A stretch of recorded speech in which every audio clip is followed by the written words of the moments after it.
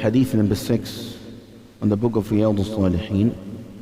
We stopped, we divided, we says things are either halal, which is the majority, haram, there are matters that Allah subhanahu wa ta'ala prohibited, and thirdly, what we say, anybody remembers? Mutashabihat, the matter that is in a gray area. We said that the person who wants to preserve and protect his deen, his honor, would stay away from the matters that is prohibited. That's where we stopped. The next paragraph says, وَمَنْ وَقَعَ فِي الشُّبُهَاتِ, whoever indulges in the shubuhat, the matters that is not clear, gray areas, وَقَعَ فِي الْحَرَامِ, that person already falls into the haram. What does that really mean? Either waqa'a means fi'l madi, already fall in it. But it means that if the person constantly, plays in the gray area, eventually he will fall in there. And the person should treat the matters that is mutashabihat, the matter that is ambiguous, as a matter that you need to stay away from it. If it's, if it's haram, at least you're safe for yourself and your deen. He gives example, كالراعي, he says, like a shepherd, يرعى حول الحمى, who herds his sheep close to the hima, sanctuary, protected area, where they should not go. يوشك, eventually that person, their sheep, would يرتع فيه, would eventually graze in it. So if you go in the area that is gray area, close to the halal and haram in the middle, then you will find yourself fall into the haram. Similarly, the person, the example that is given, the shepherd one, who gazes around the protected area. So in a short form, we explained last night, a matter that is mutashabihat, that is, come forward. Why are you sitting there? Come. The matters that is gray area, we should stay away from it at all. أَلَا وَإِنَّ مِن كُلِّ مَلِكٍ حِمَى. Yes, indeed, truly, every king has a sanctuary area that no one else should go. And Allah is sanctuary area. أَلَا وَإِنَّ حِمَ اللَّهِ مَحَارِمُ. The matter that is prohibited is a matter that we should stay away from it, is the maharim of Allah subhanahu wa ta'ala. It's sanctuary for Him. Then,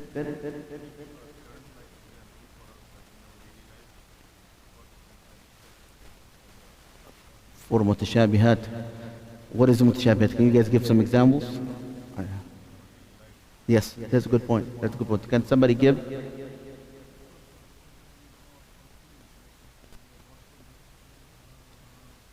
Yes.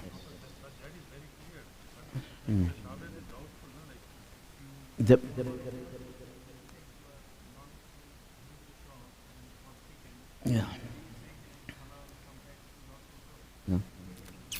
Yes, that's why I ask what you guys think is subjective, those things. For some people, kathir min al-nas, they understood this as a halal thing, then some people they say it's not halal. So it's a matter of debate, what is halal, what's not halal.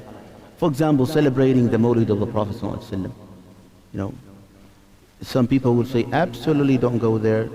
The Prophet ﷺ did not do it, his companions did not do it, and Tabi'in did not do it. It was started later on. I'm not talking about, this, I don't like get into the masail of khilafiyya. It's not me. Some other scholars, they said it's okay, and it's being happy for the Prophet ﷺ, it's be excited for him.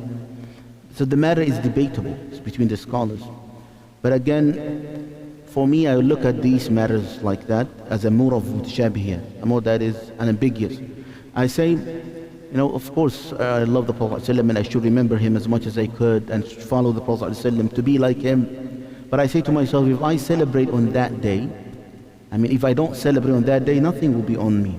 But if I celebrate that day and follow, people might say, okay, possibly I may fall into the matter that is bid'ah, innovation. And every innovation is misguidance, and misguidance to the hellfire.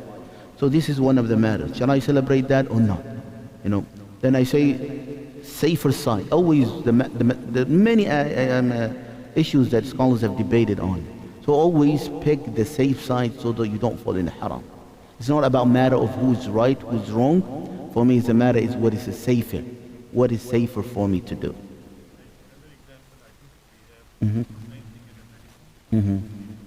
Alcohol level in it. Yes, that's a good example. Some scholars say if it's trivial alcohol and the person cannot get a replacement for it, he can use that medicine. To me, that's the fatwa I give. If you can find alternative, use the alternative. But I mean, you shouldn't use the alcohol. And again, some scholars, they say if it's a small part, that will not intoxicate the person, and a small part trivial.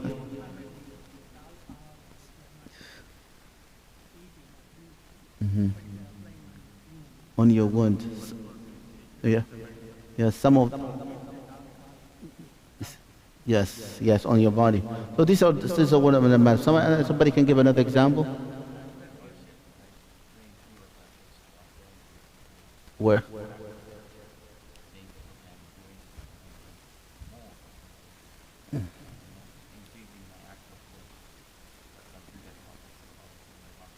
It depends when though.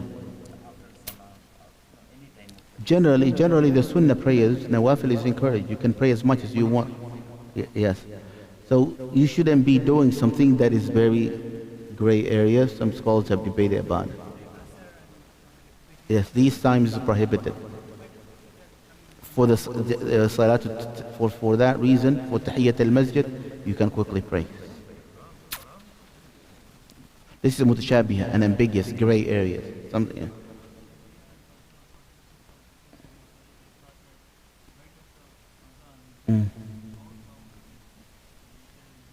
Yeah. Yes, those things, yes. I would rather stay away from all of those things, because if it happened to be a bid'ah, then you're doomed, then you're doomed. Then it's better to say, do all these durood for yourself and remember Allah as much as you can. But stay away in the gray areas so that you will not fall into the haram. That's what he means, John. Thank you for bringing up that point. Let's quickly go. ألا وإن حمى الله محارمه ألا وإن في الجسد مضغة. The hadith ends. There is a piece of flesh in the body. وإذا صلحت, if that piece of flesh, the morsel part, is صلحت, if it's sound, the rest of the body will be sound. وإذا فسدت, if that part of the body gets corrupt, the rest of the body will be corrupt. ألا وهي القلب. Indeed, truly that is the heart. So if your heart is sound, then you're a sound Muslim. If your heart is corrupt, it doesn't matter how much you do or what people see, you're already corrupt. That's why Allah subhanahu wa ta'ala says, يَوْمَ لَا يَنْفَعُ مَالٌ وَلَا بَنُونَ. On the day of judgment, no wealth, no property will help you. إِلَّا مَنْ أَتَى اللَّهِ. On that day, subhanallah, the hadith of Abu Hurairah mentions there is one person that he will do good, when he's accounted, he will not make it. There's only one hasanah missing from him. Allah will say to him, Ya Abdi, you almost made it. I just need you one hasanah.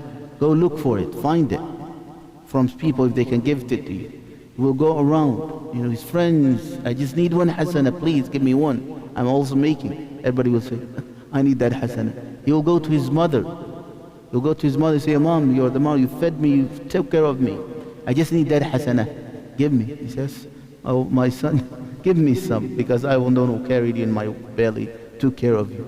Nobody can give hasanat on that day. That's why يَوْمَ لَا يَنْفَعُ مَالٌ وَلَا بَنُونَ إِلَّا مَنْ أَتَى اللَّهَ بِقَلْبٍ سَلِيمٍ. Except the one who comes with a pure, sound heart. And that's what Allah looks at.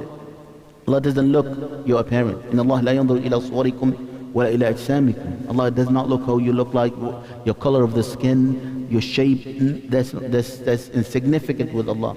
What Allah looks into your heart, that's what Allah subhanahu wa ta'ala watching. It's our job to often work and purify that heart. If that's good, sound, the rest will be good. If that is corrupt, the rest will be corrupt. A person should be having a heart that is forgiving, letting go. The hadith of Prophet ﷺ, he said in one of the occasions, يَطَّلِعُ عَلَيْكُمْ رَجُلٌ مِنْ أَهْلِ الْجَنَّةِ. A man of the people of Jannah will soon come in for you.